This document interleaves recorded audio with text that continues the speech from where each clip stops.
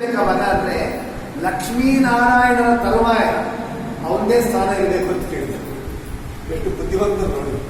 ಲಕ್ಷ್ಮೀನಾರಾಯಣ ಆದ ಮೇಲೆ ನನ್ನ ಮಗನ ಸ್ಥಾನ ಇರಬೇಕು ಅಂತ ಮನಕೊಳ್ರಿ ಅಂತ ಕೇಳಿದ್ರು. ಯಾವ್ದು ಲಕ್ಷ್ಮೀನಾರಾಯಣ ಆದ್ಮೇಲೆ ಬರೋದು?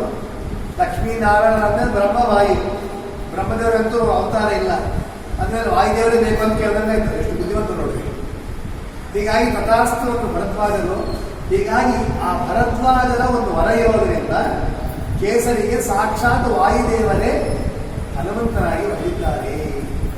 ಆ ಕಡೆ ಅಂಜನಾದೇವಿಗೆ ಮತ್ತೊಂದರ ಆಶೀರ್ವಾದ. ಹಾಗಾಗಿ ಯಾಕೆ ನಾ ಹೇಳಲಿಕ್ಕೆ ಬಂದೆ ಅಂದ್ರೆ, ಉತ್ತಮ ಮಗ ಬೇಕು, ಸಂತಾನ ಬೇಕಂದ್ರೆ ಇಷ್ಟೆಲ್ಲ ಇರಬೇಕು.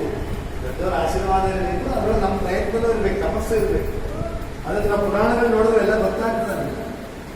ಸಾಕ್ಷಾತ್ ಅದಿತಿ ಕಶ್ಯಪರಲ್ಲಿ ಭಗವಂತನೇ ಬಂದ. ಯಾವ ರೂಪದಿಂದ ಬಂದ? ವಾಮನನಾಗಿ ಬಂದ. ವಾಮನನನ್ನೇ ಸಾಕ್ಷಾತ್ ದೇವರನ್ನೇ ಮಗನನ್ನಾಗಿ ಪಡಿಬೇಕು ಅಂದ್ರೆ ಅದಿತಿ ಕಶ್ಯಪರು ಏನ್ ಮಾಡಿದ್ರಪ್ಪ? ಭಾಗವತ ಹೇಳ್ತಾರೆ, ಅವರು ಅಪಾರ ವ್ರತ ಮಾಡಿದ್ರಂತೆ. ಯಾವ ವ್ರತ? ಪಯೋವ್ರತ ಮಾಡಿದ್ರು. ಅಖಂಡ ಪಯೋವ್ರತ ಮಾಡಿದ್ರು, ದೇವರ ಸೇವಾ ಮಾಡಿದ್ರು, ಉಡುಪಿ ಕೃಷ್ಣನ ಸೇವಾ ಮಾಡಿದ್ರು. ಅದಕ್ಕೆ ಅದ್ಭುತವಾದ ದೇವರ ಸೇವಾ ಮಾಡಿದ್ದಕ್ಕೆ ಸಾಕ್ಷಾತ್ ಆ ಭಗವಂತನೇ ವಾಮನನಾಗಿ ಬಂದ. ಅಲ್ಲೂ ವ್ರತ ಮಾಡಿದ್ರು, ತಪಸ್ಸು ಮಾಡಿದ್ರು. ಆಮೇಲೆ ಇದೇ ವಾಯುದೇವರು ಮಧ್ವಾಚಾರ ಆಗಿ ಬಂದರು.